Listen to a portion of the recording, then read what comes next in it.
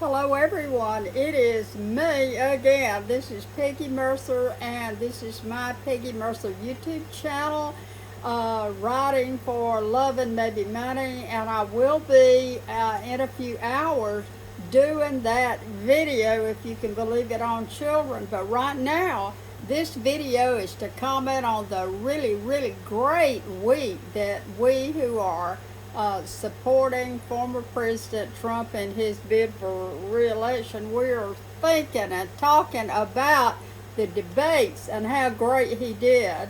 I don't know if any of you watched my last video. I pray that you did, because I had fun making it. And I can tell you that Trump followed my advice, if you can believe that, to the nth. He got out there and he was a fighter, and he was just perfect. And I can tell you what I expected of him and suggested of him, and I am told that they do look at my videos. That probably is hearsay, and we don't know that, but we hope and pray that he is listening to the videos, because he did great and he did some things that I suggested that he do. My motto of that last video, my motto was "Take the shot," and that was a motto that I really had going for Donald Trump and for Caitlin Clark. Caitlin Clark is the new young lady who has come on the basketball scene and has turned it upside down, all good, all great. And I'll talk about her a little bit more in a minute. But my motto for the Trump video was "Take the shot." I advised President Trump, and he is my heart and soul. He is the heart and soul of the MAGA movement in America. We the people love Trump. We love what he stands for. We love the fact he's never murdered anybody. He's never molested children. Look, we are fighting evil here, people. We have to fight for this nation, and that's what President Trump is doing. And I'm here to make some comments today on those very debates. He debated, as you know, President Biden, who is being called on now to drop out of the race because he did so bad on that debate. He's an old man, okay? He needs to be in a nursing home somewhere, or worse. I'm telling you, he is in bad shape, and he cannot be president of the United States. And I have heard some people say, well, the only way to get him out of there would be to maybe have him resign or step aside and say, I don't want to be the candidate, or I know that in order to serve my country the way that I should, I know I'm going to have to drop out of there. Don't tell anybody is really what he's saying. But he's too old. He's too incompetent. If the Dems are brilliantly intelligent, which they claim to be, and I have some absolutely brilliant Democrat friends, and their only choice is to ask him to step aside. My feeling is he's not going to step aside. He's going to want to be the nominee for the Democratic Party, because these people have these horrifying narcissistic problems, and they won't step aside when the going gets rough and when it's their fault. And although he can't help his age, his dementia is clear, maybe early onset Alzheimer's. I don't know what's wrong with the man, but I know that if he was in my slow learners class that I taught once in high school, I would have to flunk the man. And that's not trying to be funny, it's just the fact that he can't do this job. He couldn't pass my class, and he surely cannot do the job of managing the biggest country in the world. But now we come to Donald Trump and how he did in the debates. And let's talk about how he followed my suggestion. And my suggestions were those same suggestions, I'm sure, of many others that were in his corner and out there practicing with him. And I didn't get to go to it, and I'm so sad. I have these tears coming down. but I pray that he realizes how great he did and what made what he did great. Well, one thing that made that debate performance so great is that he did not blurt out really ugly, condescending, nasty. He didn't get too nasty with it. I think that he did take the shot when Biden got nasty with him. For instance, Biden is out of options. He don't know what to say or how to say it. So at one point he called Trump an alley cat, and Trump, much to his credit, didn't really go into a long speech about all the women who accused Biden over the years of groping them and even rape and perversion, and nothing was mentioned about Biden's daughter and the book she wrote about all that perversion stuff. And she said in her book she was abused by her father. None of that was mentioned, much to Trump's credit. And I appreciate Trump giving us substance, not wasting our time. I appreciate the fact that he controlled his vivacious, dramatic, outgoing personality, because this was a debate. There is focus that is needed on the debates, and that is to give us figures, give us numbers, tell us what's wrong with what's going on now with the leadership of our government and what was right when you were president. That's what we want to hear about, and that's what we heard about. I was so proud of Trump's control, his focus. I could tell that he was measuring his responses, and I could also tell, and just like the rest of us watching that, I could tell that some of Biden's comments were just downright funny because they were outright lies. The economy is in terrible shape. I'm back on the mayonnaise if I don't watch it. When I go to buy mayonnaise that I bought several years ago for $1.58 or $2.58, and it's $3.58 or $4.58. That is what is meaningful to we the people. We the people know where our wallets are. Hey, I've got my wallet right here in my purse. I know how much money is in it and how much money is not in it, and I can tell you one thing, there's a lot less in it now than there was a few years ago. And thanks to Donald Trump, when we re-elect Trump president of the United States, he's going to get this under control for the common man who lives in the United States of America.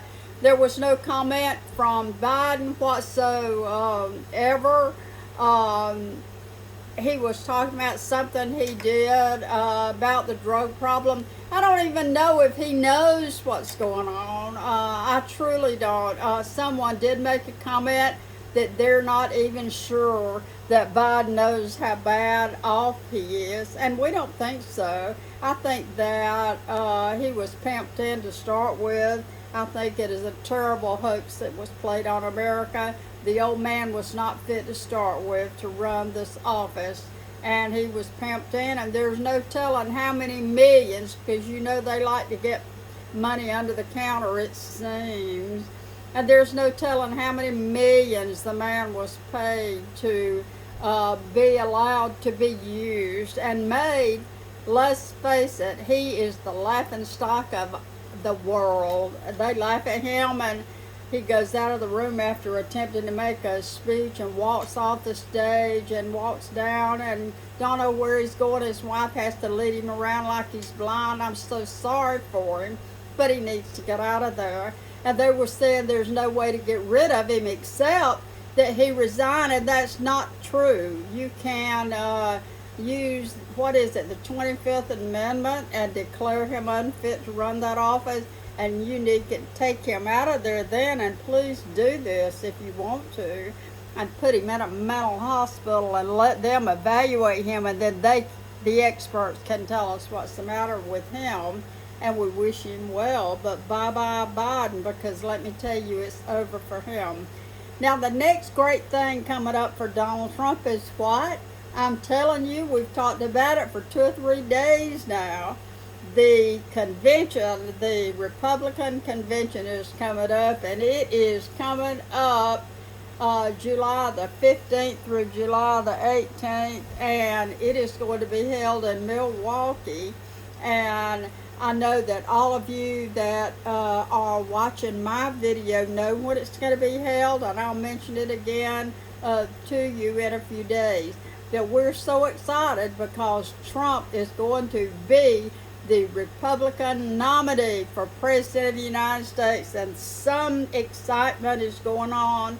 There have been lots of changes. Trump is in control of the GOP now because we have a new director. The other people before the new director and the new committees and stuff with the GOP convention and the committees and the planning committees and all that, the new people are on fire for Trump.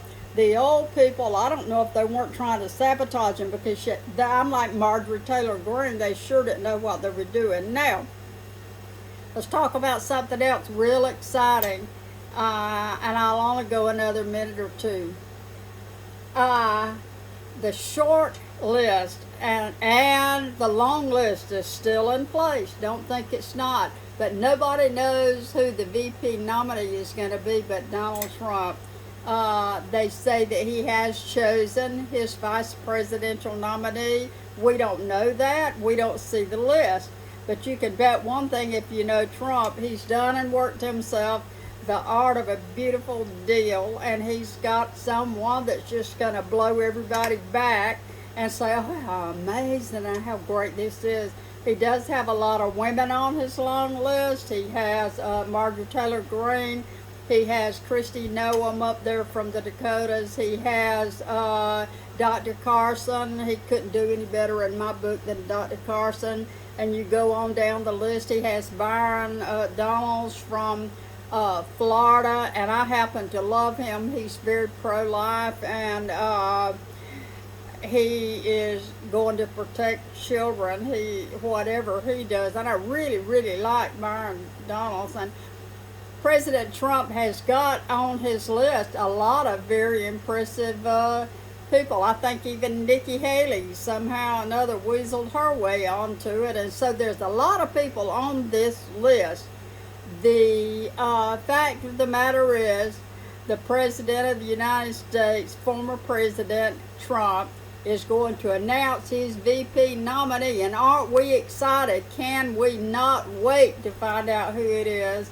And I'm going to tell you who I think it's going to be. And I wish in the comments here on the YouTube video that you would make comments as to who you think it's going to be, because this is fun.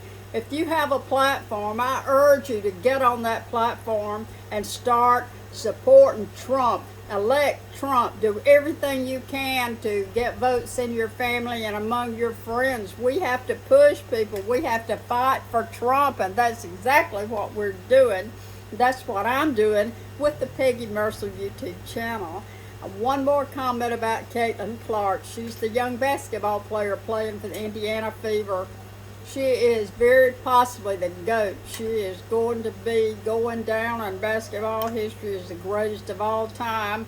There have been people playing basketball that have shown their ugly side, and they've been very ugly about her. Don't do that. Examine yourself. If you want to lash out about her greatness, why don't you look at yourself and figure out how you can become great, how you can improve your game. But I do want to say something that's made me very happy. I've always just adored Brittany Griner, and Brittany Griner has come out in total support of Caitlin Clark, and she made a wonderful speech. Thank you, Brittany Griner. We've watched you during your college years playing ball, and we love every second of it. And you have a great game against them. When is that? Tonight or tomorrow night? I don't know. But it's going to be a great game, because I want Caitlin Clark to take the shot just like Donald took it in the debates. And every shot that he gets from now on out that's open, just take a shot. And I'm excited about Trump. Vote Trump, elect Trump, talk Trump, work Trump. Get your t-shirts, get your hats, get your signs for the yard. I've got some stuff out there in my barn, and I'll be putting signs up everywhere. Let's work it, okay? And I'm going to see you again in a few days with yet another Trump video. And this afternoon, before I stop right here, I'm going to see you with the children's book writing video. If you want to write a children's book, Peggy Mercer's YouTube.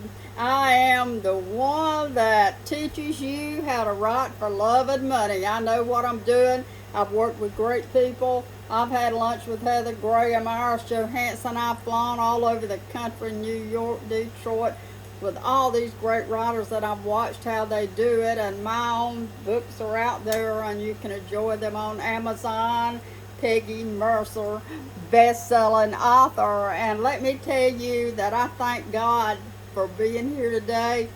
I did have a cousin that died the other day, and I send my love out to Donna Harper and her daughters. Gary's in this book I wrote called The Spring Journey of Hibiscus Magnolia, and he's in there, and I'll try to find that a little bit later on when I start the children's video.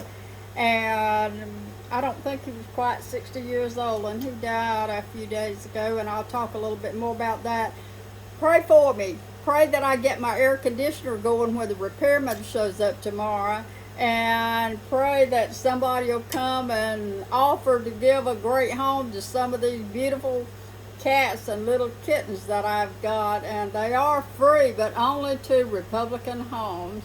Thank you so much for joining me today. Have a great day. For all of you people who months ago said, oh, we hate winter, we'd rather have 100-degree heat any day than cold winter. Well, honey, you've got your wish. Just go outside and shine on. Bye-bye.